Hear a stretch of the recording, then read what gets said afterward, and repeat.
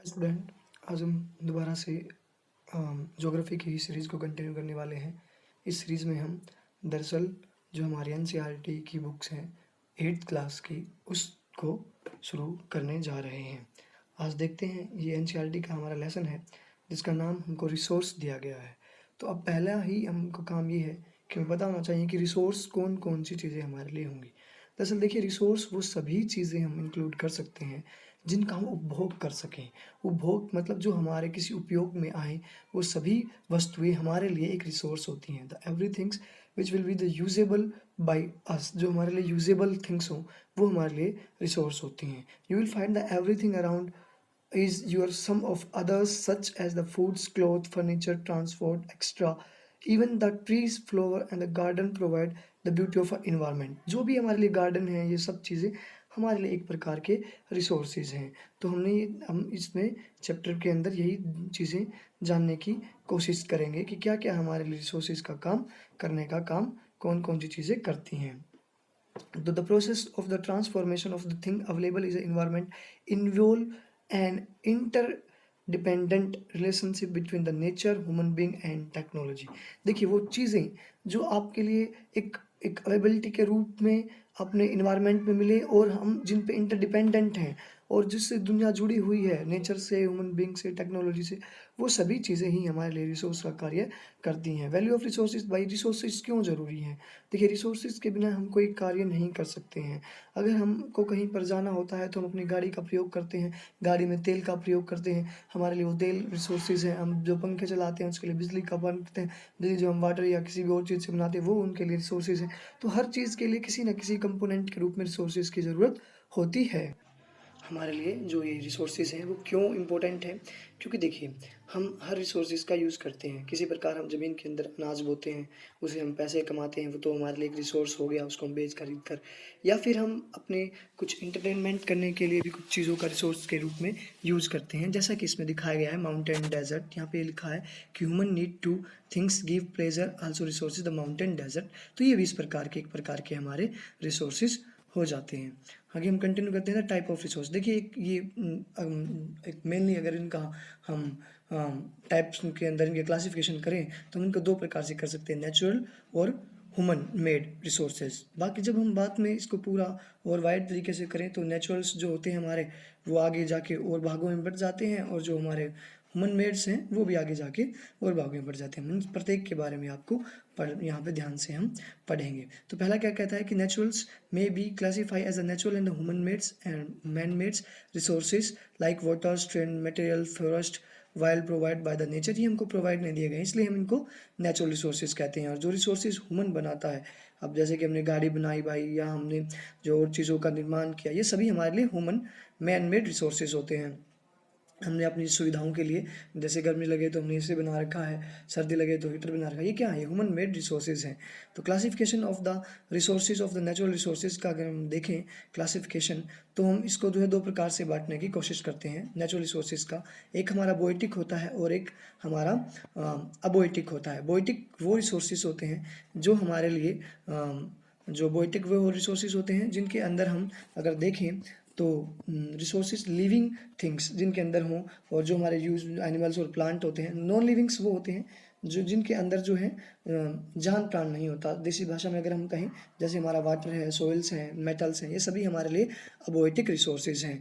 और ये तो stock depending on their stock natural requirement of the renewable और नॉन रिन्यूएबल रिसोर्सेज। और हमने स्टॉक के आधार पर अगर किसी को बांट रखा है, ये हमने नेचर के आधार पर बांटे थे, अबोएटिक और बेटिक। अब लिविंग्स ऑर्गेनिज्म के हिसाब से, अब अगर हम स्टोरेज के हिसाब से बांटें तो हमने रिन्यूएबल और नॉन रिन्यूएबल रिसोर्सेज को, रिन्यूएबल और रिसोर्सेज और नॉन रिन्यूएबल रिसोर्सेज को हमने जो है डिफरेंट तरीके से बांट रखा है। Non renewable resources, renewable resources वो होते हैं which are present unlimited quantity, और द अनलिमिटेड क्वांटिटी के अंदर होंगे जो, और जो हमको नेचुरली प्रोसेस के अंदर कैन भी हम उनको जो है मतलब ले सकते हैं। रिन्यूएबल्स हैं, जैसे कि अब मान लीजिए कि बार बार यूज कर पाएँ। अब सूर्य का प्रकाश है, अब आपके सामने हर रोज़ वो प्रेजेंट हो जाता है, तो अगले दिन फिर आ जाएगा सनलाइट। जैसे वाइंड है, एयर है, वो क्या है? हमारे लिए रिन्यूएबल रिसोर्सेज ऑफ नेचुरल हैं, जो कि हमको प्रोवाइड आरामदारी से हो जाते हैं। ठीक है। और जो human components various purpose of the effect of the quantity इनकी अगर हम जितना भी हम इनको यूज़ करेंगे इनकी क्वांटिटी पर कोई भी फ़र्क नहीं पड़ेगा। बस हम इनको जो है पोल्यूटेड कर सकते हैं, कि क्वांटिटी को ख़त्म नहीं कर सकते।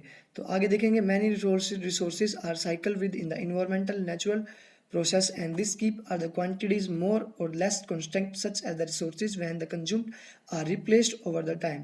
Some natural cycle like to the water cycle and the place quantity repeatedly, while the some like of the rock are represented. देखिए, लेकिन कुछ रिसोर्सेज क्या होते हैं जिनका हम जो है साइकिल के अंदर हम दोबारा से जो है यूज कर सकते हैं। अब कैसे यूज कर सकते हैं भाई, जैसे कि हमारा वाटर है। अब वाटर हमने यूज़ किया, उसको जो दोबारा से जो है बारिश के रूप में हमारे यहाँ पे जो है साइकिल की दोबारा से हमको मिल जाता है। रॉक्स हैं, हम उसको जो है क्ले और जो है मिट्टी है उसके द्वारा जो है मिट्टी बन जाती है, फिर मिट्टी का हम यूज़ करते हैं, तो हम इनको यूज करते रहते हैं साइकिली।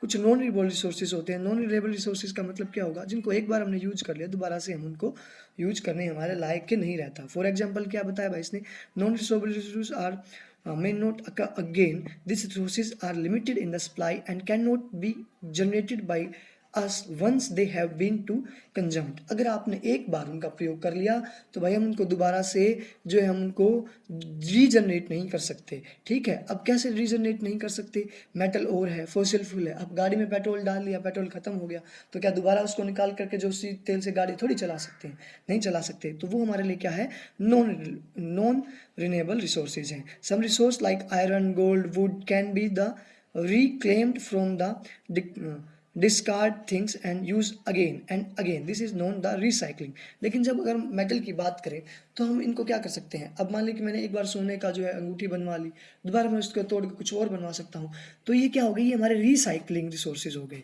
क्या हो गए भाई, रिसाइकलिंग रिसोर्सेज हो गए हैं। और all resource can not be recycle, लेकिन सभी जो नॉन जो रिन्यूएबल है उनको रिसाइकल नहीं कर सकते। अभी मैंने एग्जांपल दिया था आपको फॉसिल फ्यूल का, इसे हम रिसाइकल नहीं कर सकते हैं। ठीक है, अगला जो हमारा टॉपिक है, आपने करा नॉन रिन्यूएबल किया, रिन्यूएबल किया, अबोएटिक, बोएटिक, रिसाइकल रिसोर्सेज के बारे में आप पढ़ चुके हैं। अगला देखिए क्या है हमारा, based on the level of the development. अब अगली चीज़ हमने क्या देखा भाई, अवेलेबिलिटी के रूप में देखा, फिर हमने यूजेबिलिटी के रूप में देखा, और अब हम देख रहे हैं इसको किसके लिए, अब हम देख रहे हैं कि डेवलप्ड, किन किन चीज़ों को हमने डेवलप्ड कर लिया। डेवलप्ड के आधार पर अगर हम उनको जो है क्लासिफिकेशन करें तो वे हमारे दो प्रकार के होंगे, एक्चुअल और जो जिसको हम पोटेंशियल कहते हैं। जो एक्चुअल रिसोर्सेज होते हैं वो हमारे कौन से रिसोर्सेज होंगे, quantity we have been the determined, जिनकी हमको पता है। देखिए अब हमको पता है कि हमारे देश के अंदर इतनी इतनी इस चीज़ की क्वांटिटी है, तो हमारे एक्चुअल रिसोर्सेज हो गए। लेकिन कोई चीज़ हमको नहीं पता है, अभी उसकी हमने खोज नहीं की कि कितना उसको हम बढ़ा सकते हैं, कितना और हम जो है इसको यूज कर सकते हैं। वो हमारे लिए कौन से रिसोर्सेज होंगे, वो हमारे लिए जो है, हाँ, इसके अलावा हमारे कुछ रिसोर्सेज ऐसे हैं जिनको अभी हम जो है अब यूज़ नहीं कर पा रहे हैं, क्योंकि उसकी प्रकार की हमारे पास टेक्नोलॉजी नहीं है। यहाँ पे लिखा, रिसोर्स में not be stable for the utilization with the available technology. Technology के द्वारा अभी हम उनको जो है प्राप्त नहीं कर पा सकते हैं। वो रिसोर्सेज जो अब तक हमने आइडेंटिफाई नहीं किए हैं, वो रिसोर्सेज हमारे पोटेंशियल रिसोर्सेज होते हैं। फॉर एग्जांपल जैसे कि अब मान लीजिए कि अब अभी हमको नहीं पता है कि जो हमारे रिसोर्सेज हैं, जैसे वाइंड एनर्जी हमारे देश में एक बहुत ही बड़ा रिसोर्सेज हो सकता है, लेकिन उस प्रकार की टेक्नोलॉजी हमारे देश में उसके लिए नहीं है। जैसे कि ये सोलर एनर्जी है, पहले भी सोलर एनर्जी होती थी, अब हम यूज करने लगे, तो पहले ही सोलर एनर्जी हमारे लिए एक पोटेंशियल एनर्जी के रूप में था, एक्चुअल के रूप में नहीं था। तो इसी प्रकार से बहुत से रिसोर्सेज ऐसे होते हैं जिनके लिए हमारे पास अभी अवेलेबिलिटी टेक्नोलॉजी नहीं है। तो आज हमने जाना सभी रिसोर्सेज के काइंड के बारे में। तो आज के लिए इतना ही काफ़ी है। इन रिसोर्सेज के काइंड और इनके एग्जाम्पल और रिसोर्सेज में किस किस चीज़ को इंक्लूड कर सकते हैं, सभी चीज़ें आपको ध्यान से पढ़नी है। शुक्रिया।